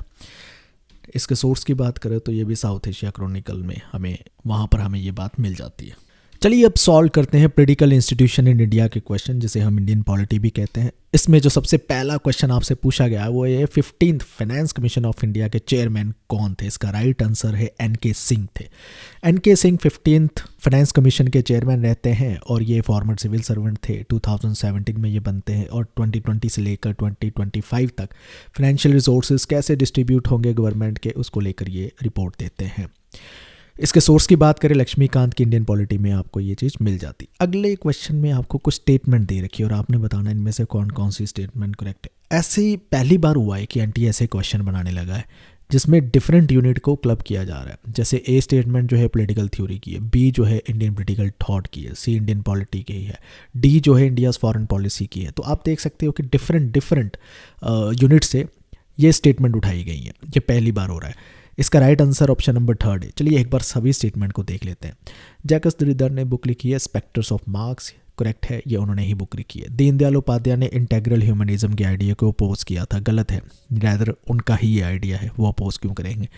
नेक्स्ट ये है फेडरलिज्म जो बोरो किया गया है वो ब्रिटिश कॉन्स्टिट्यूशन से किया गया है, ये गलत है। ब्रिटिश कॉन्स्टिट्यूशन से हमने फेडरलिज्म नहीं लिया है, ये इंस्पायर हुआ था गवर्नमेंट ऑफ इंडिया एक्ट 1935 से। आसिफ अली जरदारी पाकिस्तान के प्रेसिडेंट है, ये करेक्ट है। पंचायत राज सिस्टम जो है वो 45% रिजर्वेशन की बात करता है, इनकरेक्ट है, वो 33% रिजर्वेशन की बात करता है। इसके सोर्सेज की बात करें तो लक्ष्मीकांत की इंडियन पॉलिटी में भी हमें ये सोर्सेज मिल जाते हैं और हमारी रैपिड फायर रिवीजन में भी आपको मिल जाता दीनदयाल उपाध्याय का और जैकब श्रीधर का।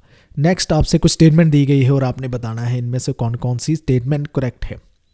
ऐसे बहुत सारे क्वेश्चन आएंगे इंडियन पॉलिटी में। राइट आंसर है ऑप्शन नंबर 3 ADE करेक्ट है। एक बार देख लेते हैं सभी स्टेटमेंट को। नीति आयोग प्लानिंग कमीशन की तरह एग्जीक्यूटिव रेजोल्यूशन से लेकर आया गया था, राइट, ये ऐसे ही लेकर आया गया। कंज्यूमर प्रोटेक्शन एक्ट 2023 ने 1986 वाले को रिप्लेस कर दिया, गलत।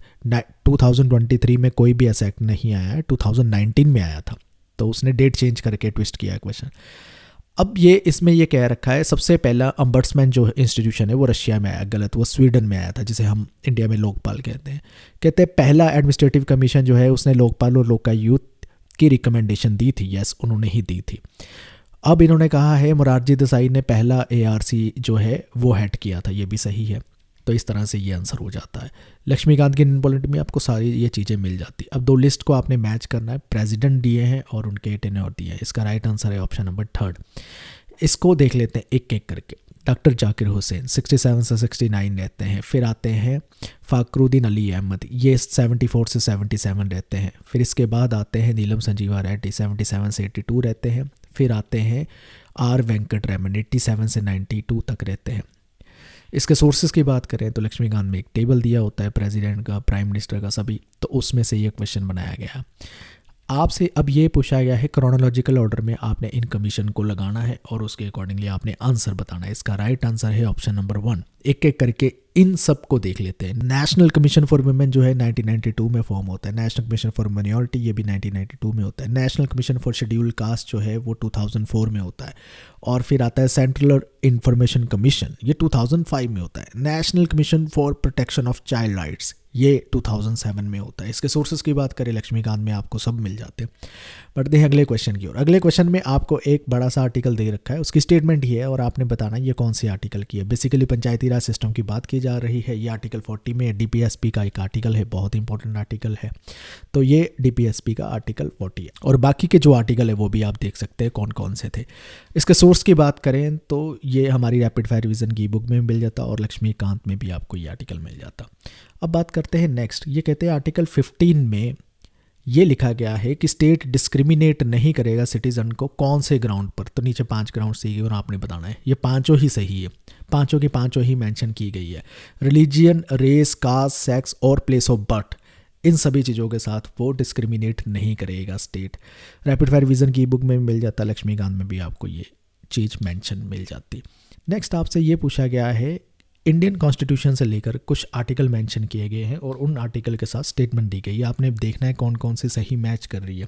इसकी ऑप्शन अगले पेज में वो देख लेते हैं। इसका राइट आंसर थर्ड बनता है। एक बार इसको देख लेते हैं कैसे है। सबसे पहले कहा गया है ऑल इंडिया सर्विस जो है 312 आर्टिकल में मेंशन है, ये करेक्ट है। फिर कहा गया है एडमिनिस्ट्रेटिव ट्रिब्यूनल जो है 342A में मेंशन है, ये इनकरेक्ट है। वो 323 में ए में मेंशन है, 342A में नहीं है। फिर इन्होंने क्या है इंटर स्टेट काउंसिल जो है आर्टिकल 244 में मेंशन है, ये भी इनकरेक्ट है, वो आर्टिकल 263 में मेंशन है। फिर इन्होंने कहा है मदर टंग प्राइमरी स्टेज में इंस्ट्रक्शन देने चाहिए, वो कॉन्स्टिट्यूशन में मेंशन ही नहीं है, ये गलत कहा है। रादर आर्टिकल 350A में कहा है कि प्राइमरी स्टेट जो ऑफ एजुकेशन है वहाँ पर जब भी इंस्ट्रक्शन दी जाए या जो भी पढ़ाया जाए वो मदर टंग में ही पढ़ाना जाना चाहिए। फिर इन्होंने कहा है लैंग्वेज को लेकर जो प्रोविज़न मेंशन है वो आर्टिकल 368 में मेंशन है, गलत है। आर्टिकल 368 तो अमेंडमेंट का आर्टिकल है, वो मदर टंग के साथ नहीं जुड़ा हुआ है। लक्ष्मीकांत की इंडियन पॉलिटी में आपको ये सभी आर्टिकल मिल ही जाते हैं। आगे इन्होंने आपसे कहा है कॉन्स्टिट्यूशनल अमेंडमेंट्स है, उनको आपने लगाना है क्रोनोलॉजिकल ऑर्डर में, कब कब कौन सी अमेंडमेंट है। इसका राइट आंसर है ऑप्शन नंबर 4। एक एक करके इन सबको देख लेते हैं। प्रेमल में अमेंडमेंट आती है जिसमें unity and integrity to the nation word add किया जाता है, वो है 42nd अमेंडमेंट, 1976 में आती है ये। फिर आती है मैथिली को एज ए लैंग्वेज 8 शेड्यूल में ऐड किया जाता है, ये 92nd अमेंडमेंट आती है, 2003 में इसको ऐड किया जाता है।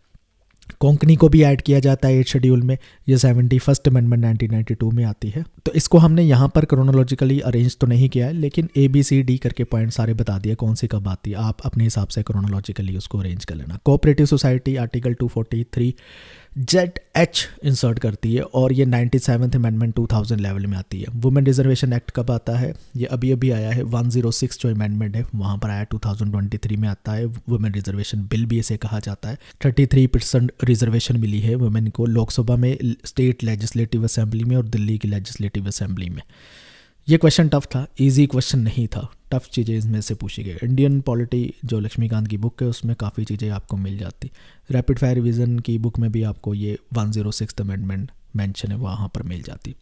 एक और नया क्वेश्चन है, ये इन्होंने कहा है स्वामी विवेकानंद ने जो फेमस एड्रेस दिया था यानी फेमस स्पीच दी थी, तो तब वहाँ के प्रेसिडेंट कौन थे उस पार्लियामेंट की, parliament of the world religion जो हुआ था उसके प्रेसिडेंट कौन थे, उसका नाम था जॉन हेनरी बैरोस। ये क्वेश्चन वैसे हम इंडियन पॉलिटिकल थॉट में भी ऐड कर सकते हैं, यहाँ पर ऐड हो गया है। 1893 में parliament of the world religion होता है और उसके प्रेसिडेंट रहते हैं जॉन हेनरी बोरोस। यहाँ पर ही स्वामी विवेकानंद एक स्पीच देते हैं, बड़ी फेमस हो जाती है। जॉन हेनरी बोरोस एक अमेरिकन क्लर्जीमैन थे, चेयरमैन थे general committee of the parliament. इन्होंने की रोल प्ले किया था कि ऐसा कोई इवेंट कराया जाए, और ये जब इवेंट होता है रिलीजियस हिस्ट्री जो है उसमें ये एक हिस्ट्री का एक पार्ट बन जाता है ये इवेंट। तो इनकी ऑफिशियल वेबसाइट से भी हमें ये इन्फॉर्मेशन मिल जाती है। दो लिस्ट को आपने मैच करना है। प्रेसिडेंट जो रूल लगाया जाता है स्टेट में, कौन सी स्टेट में कब कब लगता है उसको मैच करना है। इसका राइट आंसर ऑप्शन नंबर 1 है। टफ क्वेश्चन है ये भी, ईजिली हम ये सारी चीज़ें कवर नहीं करते हैं। आंध्र प्रदेश में चलता है 1973 में, असम में चलता है 1981 से 82 तक, हिमाचल प्रदेश में 92 से 93 तक चलता है, उत्तराखंड में 2016 में लगाया जाता है। इसके सोर्स की बात करें तो एक ऑफिशियल डॉक्यूमेंट आता है गवर्नमेंट का, प्रेसिडेंट रूल कहाँ कहाँ पर लग चुका है, कब कब लग चुका है, वो वहाँ से हमें सारी जानकारी मिल जाती है। लक्ष्मीकांत में भी शायद मिल जाएगी। अब आपको प्राइम मिनिस्टर की लिस्ट दे रखी है, इनको आपने क्रोनोलॉजिकल लगाना है उनके टेन्योर के अकॉर्डिंगली। इसका राइट आंसर है ऑप्शन नंबर 2। इसको एक बार देख लेते हैं। मोरारजी देसाई आते हैं पहले, 77 से 79 रहते हैं, ठीक है। फिर चरण सिंह आते हैं, ये 79 से 80 रहते हैं। फिर इसके बाद विश्वनाथ प्रताप सिंह आते हैं, 89 से 90 रहते हैं। और फिर इसके बाद आते हैं चंद्रशेखर जो 90 से 91 तक रहते हैं। फिर देवगौड़ा आते हैं जो 96 से 97 तक रहते हैं। तो इस तरह से इनकी क्रोनोलॉजी बनती थी। इसके सोर्सेज की बात करें तो ये भी प्राइम मिनिस्टर की जो एक टेबल लक्ष्मीकांत की बुक में मिल जाता है, उसी में से बनाया गया है। अब आपसे पूछा गया है कि कॉन्स्टिट्यूशन के रिगार्डिंग कुछ स्टेटमेंट दी गई हो और आपने बताना इनमें से कौन कौन सी स्टेटमेंट करेक्ट है। इसका राइट आंसर है ऑप्शन नंबर 2, सेकंड करेक्ट है। एक एक करके सब स्टेटमेंट देखते हैं। अटॉर्नी जनरल प्रेसिडेंट के द्वारा अपॉइंट किया जाता है, करेक्ट है। यूपीएससी का चेयरमैन प्रेसिडेंट अपॉइंट करते हैं, करेक्ट है। जजेस of the supreme court president appoint करते हैं, करेक्ट है। गवर्नर प्रेसिडेंट अपॉइंट करते हैं, ना कि प्राइम मिनिस्टर। वहाँ पर लिखा था प्राइम मिनिस्टर करते हैं, तो वो भी प्रेसिडेंट करते हैं। फिर वहाँ पर लिखा था जजेस ऑफ द हाई कोर्ट जो है वो गवर्नर अपॉइंट करते हैं, नहीं वो भी प्रेसिडेंट करते हैं। सभी ये अपॉइंटमेंट जो थी प्रेसिडेंट के द्वारा होती है। इंडियन पॉलिटी की लक्ष्मीकांत में आपको ये भी मिल जाता। 73rd और 74th कॉन्स्टिट्यूशन अमेंडमेंट जब पास की गई थी तब प्राइम मिनिस्टर कौन थे? पीवी नरसिम्हा राव थे। एक बार इसको भी देख लेते हैं। पीवी नरसिम्हा राव थे, 1992 में ये पास होती है, ठीक है। किस चीज़ के बारे में? पंचायती राज के बारे में। और ये आपने याद रखना, इजी क्वेश्चन था, पता होना चाहिए। इंडियन पॉलिटी लक्ष्मीकांत में आपको ये चीज़ मेंशन है। अब आपसे ये लिखा है कि speaker of the Lok Sabha appoint करते हैं पास्कर कमेटी 1954 में कौन से इशू के लिए? ये डेलीगेटेड लेजिस्लेशन इशू के लिए की जाती है। न्यू क्वेश्चन है, कभी पहले हमने ऐसे क्वेश्चन नहीं पढ़े हैं। तो ये पास्कर कमेटी 1945 में speaker of the Lok Sabha appoint करते हैं किस चीज़ के लिए? डेलीगेटेड लेजिस्लेशन के लिए। डेलीगेटेड लेजिस्लेशन में ये कमेटी ने ये रिव्यू करना था कि जो एग्जीक्यूटिव की पावर होती है, जैसे कैबिनेट या काउंसिल ऑफ मिनिस्टर की जो पावर है, वो पावर और पार्लियामेंट की लॉ बनाने की पावर, उनमें किसी तरह से बैलेंस बना रहे। तो इतनी ज़्यादा भी लेजिस्लेशन जो है डेलीगेट नहीं होनी चाहिए, इसके बारे में था। अगले क्वेश्चन में आपसे पूछा है फाइनेंस कमीशन किस आर्टिकल में लिखा गया है? उसका प्रोविज़न या उसका जिक्र किस आर्टिकल में है? आर्टिकल 280 में उसका जिक्र है। PYQ है, पहले भी आता रहता है ऐसा क्वेश्चन। तो 5 साल बाद आपको पता है फाइनेंस कमीशन जो है बनता है, 280 में वहाँ पर ये मेंशन है। रैपिड फायर रिवीजन की बुक में हमने दे रखा है और इंडियन पॉलिटी की बुक में भी आपको ये मिल जाता। नेक्स्ट आपसे कहा है कि कुछ केस दिए गए हैं और आपने इनको लगाना है क्रोनोलॉजिकल ऑर्डर में। फेमस केस है, कोई नया केस है नहीं, तो आपको ये पता होना चाहिए था। इसका राइट आंसर है सेकंड। एक बार देख लेते हैं। सबसे पहले आ जाता है AK गोपालन केस, ठीक है, 1950 में आता है। गोलकनाथ केस आता है 1967 में। फिर आता है केशवानंदा भारती केस 1973 में। फिर आता है मिनर्वा मिल केस 1980 में। फिर आता है इंदिरासानी केस 1992 में। इसके सोर्सेज की बात करें तो ये रैपिड फायर रिवीजन की बुक में आपको सभी केसेस मिल जाते हैं क्रोनोलॉजिकल ऑर्डर में। अब आपसे ये पूछा गया है कि DPSP को लेकर कुछ आर्टिकल्स है जो इम्प्लीमेंट किए गए हैं किसी एक्ट के द्वारा, उन एक्ट को आपने लगाना है क्रोनोलॉजिकल ऑर्डर में। इसका राइट आंसर है ऑप्शन नंबर 4। ये भी क्वेश्चन टफ हो जाता है। ट्रेड यूनियन एक्ट जो है 1926 में आता है, और फिर मिनिमम वेज एक्ट 1948 में आता है, माइंस एक्ट 1952 में आता है। फिर इसके बाद देखते हैं bonded labour system abolition act 1976 में आता है। Child labour prohibition and regulation act जो है वो 1986 में आता है। इसके सोर्स की बात करें तो लक्ष्मीकांत में आपको बहुत सारे एक्ट मिल जाते हैं, इंडियन पॉलिटी में वो मेंशन है। आगे आपको फंडामेंटल ड्यूटीज़ को लेकर कुछ स्टेटमेंट दी गई और आपने बताना इनमें से कौन कौन सी स्टेटमेंट इनकरेक्ट है। करेक्ट नहीं, इनकरेक्ट बतानी है। इसका राइट आंसर है ऑप्शन नंबर 2। तो एक बार देख लेते हैं। फंडामेंटल ड्यूटीज़ जो है 44th कॉन्स्टिट्यूशन अमेंडमेंट एक्ट ने इंसर्ट की थी, गलत है, वो 42nd अमेंडमेंट ने की थी। पार्लियामेंट फंडामेंटल ड्यूटीज़ को अमेंड नहीं कर सकता, ये भी गलत है, वो अमेंड कर सकता है। फंडामेंटल ड्यूटीज़ जो है वो एनफोर्स हो सकती है रिट्स के द्वारा, गलत है। फंडामेंटल ड्यूटीज़ नॉन जस्टिसेबल है, एनफोर्स नहीं की जा सकती।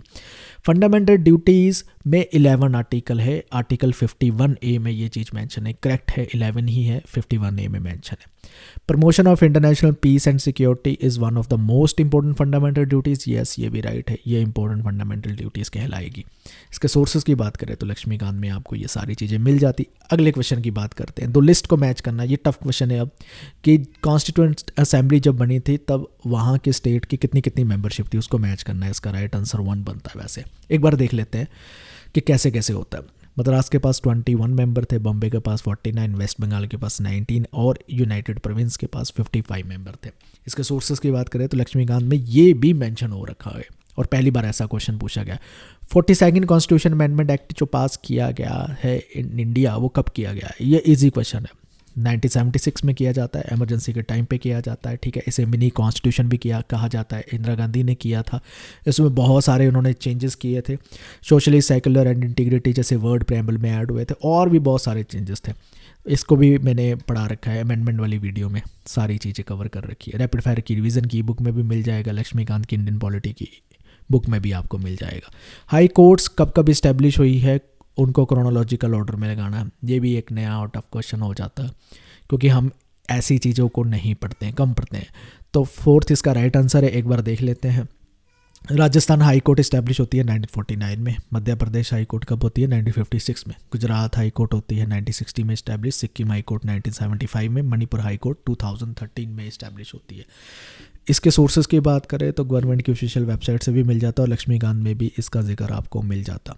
अगले क्वेश्चन की ओर चलते हैं। आपसे ये पूछ रखा है शेड्यूल एरिया को एडमिनिस्ट्रेशन करने के लिए एक स्पेशल प्रोविज़न है, वो किस आर्टिकल में मेंशन है? वो आर्टिकल 244 क्लॉज नंबर 1 में मेंशन है। अब ये क्या आर्टिकल है? ये बात करता है कि शेड्यूल एरिया को कैसे एडमिनिस्ट्रेशन किया जा सकता है या कौन कर सकता है। तो प्रेसिडेंट कर सकते हैं, किसी भी एरिया को वो शेड्यूल एरिया डिक्लेयर कर सकते हैं, और उसको कैसे मैनेज किया जाना है, उसको रिलेटेड जनरल लॉज जो होंगे उस सारी चीज़ों के बारे में भी गवर्नमेंट से एक नोटिफिकेशन निकलवाई जा सकती है। तो 244 क्लॉज नंबर 1 में ये दे रखी है। रैपिड फायर रिवीजन में भी हमने ये चीज़ कवर कर रखी है, और इंडियन पॉलिटी जो लक्ष्मीकांत की है उसमें भी ये चीज़ कवर हो रखी है। एक पैसेज आपको दिया गया था और इसके अकॉर्डिंगली आपने आंसर बताने थे। सबसे पहले ये पूछा गया है 73rd कॉन्स्टिट्यूशनल अमेंडमेंट एक्ट ने रूरल स्ट्रक्चर में इंटरमीडिएट लेवल कौन सा रखा है? इसका राइट आंसर है पंचायत समिति। पंचायत समिति रखा है इंटरमीडिएट लेवल। सबसे पहले आता है ग्राम पंचायत, फिर आता है पंचायत समिति, फिर आता है जिला परिषद। इस तरह से ये लेवल रखे गए हैं। इसके सोर्सेज की बात करें तो लक्ष्मीकांत में भी आपको ये चीज़ मिल जाती है। अब रिपोन रेजोल्यूशन कब एक्सेप्ट की गई थी ये पूछा गया है। इसका राइट आंसर है ऑप्शन नंबर 2, 1882 में ये रेजोल्यूशन लेकर आई जाती है लॉर्ड रिपन के द्वारा। ये एक इंपॉर्टेंट रेजोल्यूशन है जो लोकल सेल्फ गवर्नमेंट कैसी होनी चाहिए इंडिया में उसकी बात करती है। सोर्सेज की बात करें तो लक्ष्मीकांत की इंडियन पॉलिटी में भी आपको ये चीज़ मिल जाती। अब नेक्स्ट क्वेश्चन में आपसे पूछा गया है कि लोकल सेल्फ गवर्नमेंट को किसने कॉन्स्टिट्यूशनल स्टेटस दिया था? वो कौन सा कॉन्स्टिट्यूशनल एक्ट है? उसका राइट आंसर है 73rd कॉन्स्टिट्यूशनल अमेंडमेंट एक्ट, क्योंकि इसमें ही पंचायती राज की बात की जाती है और कॉन्स्टिट्यूशनल स्टेटस इसको दिया जाता है। लक्ष्मीकांत के आपको ये भी सोर्स मिल जाता है। नेक्स्ट क्वेश्चन आपसे ये पूछा गया है revitalisation of PRI for democracy and development. ये रिपोर्ट कौन लेकर आए थे? LM सिंघवी लेकर आए। तो LM सिंघवी ये रिपोर्ट लेकर आते हैं। ये बेसिकली पंचायती राज को रिवाइटलाइज कैसे करना है उसकी बात करते हैं। इसके सोर्सेज की बात करें तो लक्ष्मीकांत में भी आपको ये सारी चीज़ें मिल जाती। अब बात करते हैं 64th कॉन्स्टिट्यूशन अमेंडमेंट बिल जो पार्लियामेंट में आता है वो कौन से साल में आता है? इसका राइट आंसर है 1989 में आता है। अब ये बिल इतना इंपॉर्टेंट क्यों है? ये बिल इसलिए इंपॉर्टेंट है क्योंकि ये पंचायती राज को एक कॉन्स्टिट्यूशनल रिकॉग्निशन देने वाला था पहली बार, लेकिन ये पास नहीं हो पाता। और इवेंचुअली कौन सा पास होता है? 73rd अमेंडमेंट एक्ट पास होती है। तो लक्ष्मीकांत में आपको ये भी चीज़ मिल जाती है। चलिए अब सॉल्व करते हैं पोलिटिकल प्रोसेस इन इंडिया के क्वेश्चंस को। इसमें जो सबसे पहले क्वेश्चन दे रखा है वो ये है, पहला चीफ इलेक्शन कमिश्नर कौन थे? सॉरी आंसर पहले ही आ गया, सुकुमार सेन थे। ये PYQ की तरह ही है, बार बार पूछते रहते हैं ये क्वेश्चन। तो सुकुमार सेन कब बनते हैं? 1950 से लेकर 1958 तक रहते हैं। पहले चीफ इलेक्शन कमिश्नर है, इंपॉर्टेंट नाम है, इसलिए आपको ये याद रखना होगा।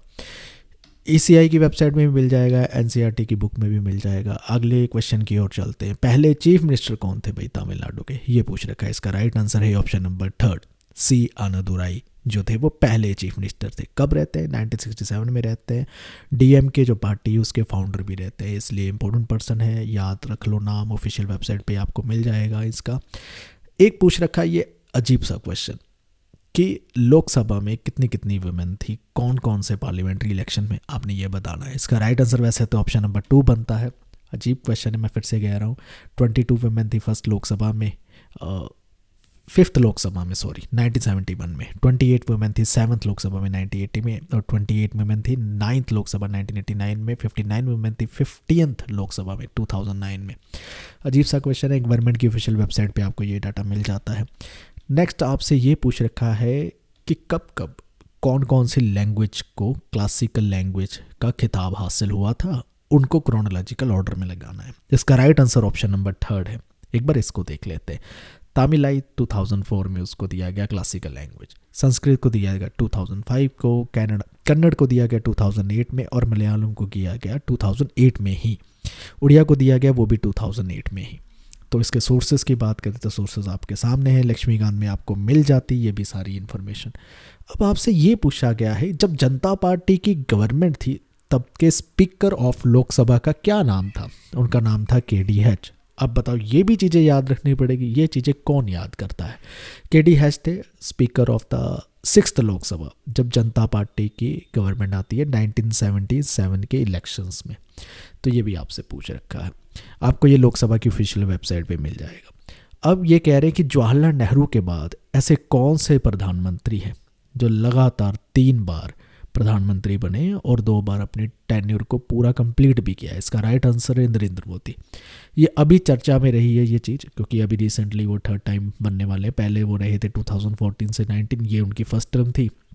सेकंड टर्म उनकी 90 से 2024 तक चलती है और अब 3rd टर्म उनकी शुरू हो चुकी है 2024 में। इसलिए ये अचीवमेंट को कहा जाता है कि वो नरेंद्र मोदी पहले ऐसे प्रधानमंत्री है आफ्टर द जवाहरलाल नेहरू जो तीसरी बार लगातार प्राइम मिनिस्टर बनने वाले। सोर्सेस की बात करें, टाइम्स ऑफ इंडिया के एक आर्टिकल में आपको मिल जाएगी। चीफ मिनिस्टर 2 स्टेट के रह चुके हैं, ऐसे कौन से पॉलिटिशियन, और एक ऐसे लोते पॉलिटिशियन है ND तिवारी उनका नाम है। इनकी अगर बात करें तो किन किन स्टेट के रह चुके हैं, उत्तर प्रदेश के रह चुके हैं, 3 बार भी रह चुके हैं, लेकिन उत्तराखंड के भी रह चुके हैं 2002 से 2007 में। इसके सोर्स की बात करें तो द प्रिंट में ये हमें इंफॉर्मेशन मिलती है। लोकसभा के स्पीकर आपको लिस्ट दी गई है और इनको आपने क्रोनोलॉजिकल ऑर्डर में लगाना है। ऐसे क्रोनोलॉजिकल ऑर्डर वाले जून में भी बहुत क्वेश्चन आए थे, इस बार फिर से उन्होंने पूछने शुरू कर दिया। Second option is the right option, ठीक है। तो बेसिकली लक्ष्मीकांत में जो टेबल दिए हैं प्रेसिडेंट, प्राइम मिनिस्टर, लोकसभा के स्पीकर, वो एक बार देख लिया करो, एक बार याद कर लो। उसमें से 2, 3 क्या 4, 5 क्वेश्चन निकल के आ रहे हैं, ठीक है। सबसे पहले आते हैं गणेश वासुदेव मैबलंकर, 1952 से 1956 तक रहते हैं। फिर आते हैं नीलम संजीवा रेड्डी, 1967 से 69 तक रहते हैं। फिर आते हैं PA संगम, 1996 से 1998 से लेते हैं। फिर आते हैं इसके बाद मीरा कुमार, ये 2009 से 2014 तक रहती है मिस मीना कुमार। फिर आते हैं ओम बिरला, ये 2019 से लेकर प्रेजेंट रहते हैं और नवंबर 2024 में भी यही चल रहे हैं, यानी करंट स्पीकर लोकसभा की यही है। इस तरह से क्रोनोलॉजी चलेगी। इसके सोर्सेज की बात करें लक्ष्मीकांत की इंडियन पॉलिटी में ये सारे लिस्ट आपको मिल जाएगी। अब आपसे ये कह रखा है कि सोमनाथ टेम्पल को इनैगोरेट किस इंडियन प्रेसिडेंट ने किया था, या राजेंद्र प्रसाद ने किया था। एक कंट्रोवर्सी भी हुई थी, क्या प्रेसिडेंट को मंदिर को इनैगोरेट करना चाहिए या नहीं करना चाहिए, इसलिए ये एक इंपॉर्टेंट इवेंट बन जाता है। उन्होंने सोमनाथ टेम्पल को इनैगोरेट किया था मई 11, 1951 में, राजेंद्र प्रसाद ने, जो पहले प्रधानमंत्री थे हमारे। इकोनॉमिक टाइम्स ऑफ इंडिया में भी इसका जिक्र हमें मिल जाता है। पॉलिटिकल पार्टीज़ दे रखिए, इनको क्रोनोलॉजिकल ऑर्डर में लगाना है। ये क्वेश्चन आपसे पूछे जाते हैं पॉलिटिकल पार्टीज़ के, हमने रैपिड फायर रिवीजन में कवर कर रखे हैं। इसका राइट ऑप्शन 3rd है। और कैसे करके कौन कौन सी पार्टी आती है, DMK 1949 में आती है, तेलुगु देशम पार्टी फॉर्म होती है 1982 में, फिर असम गण परिषद AGP 1985 में आती है, और फिर इसके बाद आती है ऑल इंडिया तृणमूल कांग्रेस 1998 में फॉर्म होती है, जनता दल यूनाइटेड 2003 में फॉर्म होती है। इसके सोर्सेज की बात करें रैपिड फायर रिवीजन की बुक में, उनके सिंबल, उनकी फॉर्मेशन, उनके फाउंडर का नाम सब कुछ मिल जाता है। ऑल जम्मू कश्मीर मुस्लिम कॉन्फ्रेंस कब फॉर्म की गई थी, इसका राइट आंसर है ऑप्शन नंबर 1932, यहाँ पर फॉर्म की गई थी। 1932 में श्रीनगर में फॉर्म की जाती है। ये बेसिकली मुस्लिम को रिप्रेजेंट करती है, उस रीजन को ज़्यादा रिप्रेजेंट करती है। तब इसकी बहुत इंपॉर्टेंट थी जब ये फॉर्म की जाती है। तो ये एक वेबसाइट है, वहाँ से हमें इसकी इन्फॉर्मेशन मिल जाती है। अगले क्वेश्चन में आपसे पूछ रखा है कि 356 का आर्टिकल का यूज़ या मिसयूज़ करते हुए ऐसे कौन से चीफ मिनिस्टर थे जिनको रिमूव किया गया था। इसका राइट आंसर है ऑप्शन नंबर 2, EMS नबूद्रीपाद को रिमूव किया गया था। ये पहली एक ऐसी सरकार होती है जिसे आप कह सकते हैं कम्युनिस्ट गवर्नमेंट होती है, केरल में आती है। 1959 में इनको डिसमिस कर दिया जाता है आर्टिकल 356 के चलते हुए, क्योंकि तब की सरकार ये कहती है कि ये जो नबूद्रीपाद की सरकार है ये कॉन्स्टिट्यूशन के अकॉर्डिंगली नहीं चल रही है, इसलिए इनको रिमूव कर दिया जाता है। NCERT की बुक में भी ये किस्सा हमें मिल जाता है। आगे आपसे ये पूछा गया है 2 लिस्ट को आपने मैच करना है और बताना है कौन सा सही है। एक में स्टेट दी गई और उसका ईयर ऑफ फॉर्मेशन, इसका राइट आंसर ऑप्शन नंबर 2 है। ये भी आपको पता होना चाहिए, ये बार बार क्वेश्चन पूछे जाते हैं। झारखंड का 2000 में फॉर्म किया था, तेलंगाना का 2014 में किया गया था, गोवा को 1987 में फॉर्म किया गया था और सिक्किम को 1975 में फॉर्म किया था। इसके सोर्सेज की बात करें तो रैपिड फायर रिवीजन की बुक में आपको सभी सोर्सेज मिल जाते हैं। अब हम सॉल्व करेंगे पब्लिक एडमिनिस्ट्रेशन के क्वेश्चंस को। सबसे पहले इनमें से जो क्वेश्चन आपसे पूछ रखा है, एक कोट दे रखा है और आपने बताना है ये कोट किसका है। इसका राइट आंसर है, ये कोट है हेनरी फ्योल का। क्या है ये कोट? ये कहते हैं there is nothing absolute in management affairs. इसका मतलब क्या है? कहते हैं मैनेजमेंट अफेयर में एब्सोल्यूट जैसी कोई चीज़ नहीं होती।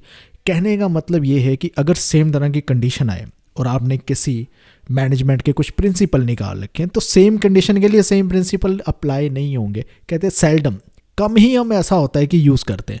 तो इसलिए डिफरेंट सर्कमस्टांसेस में डिफरेंट प्रिंसिपल लगाए जाएंगे मैनेजमेंट अफेयर्स के, ये बात कर रहे हैं। अगले क्वेश्चन की ओर, लिंकिंग पिन मॉडल इनमें से किसने दिया है? इसका राइट आंसर है रैंसिस लिकेट ने दिया है। फेमस क्वेश्चन है, रैंसिस लिकेट का नाम भी आता है।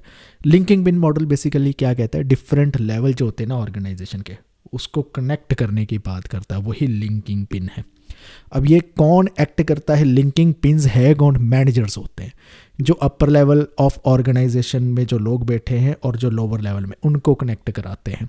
यही लिंकिंग पिन कहलाता है। इससे कोऑर्डिनेट बढ़िया होता है, इन्फॉर्मेशन पास होती है, कम्युनिकेशन अच्छी रहती है। ये बेसिकली लिंकिंग पिन मॉडल कहता है। इसके सोर्स की बात करें, आपको इग्नो की ई बुक में ये मिल जाता। फ्रेडरिक्स ने एक मॉडल डेवलप किया था, आइडल मॉडल्स, कंट्रीज़ को डिफाइन करने के लिए। उनमें से ये कौन कौन से मॉडल सही है? ये 5 मॉडल दे रखे हैं, इनमें से 3 सही है, आपने ये बताना है। इसका राइट आंसर है ऑप्शन नंबर 3, ACE। ठीक है, फ्यूज्ड, प्रिज्मेटिक और डिफ्रैक्टिव बात करते हैं। तो फ्रेडरिक्स ने ये मॉडल डेवलप किए हैं। फ्यूज मॉडल वो कहते हैं अंडर डेवलप्ड सोसाइटीज़ को स्टडी करने के लिए। प्रिज्मेटिक मॉडल कहते हैं वो डेवलपिंग कंट्रीज़ को स्टडी करने के लिए। और इसी तरह डिफ्रैक्टेड मॉडल कहते हैं डेवलप्ड सोसाइटीज़ की, जिसमें वो बात करते हैं, उसकी फीचर बताते हैं।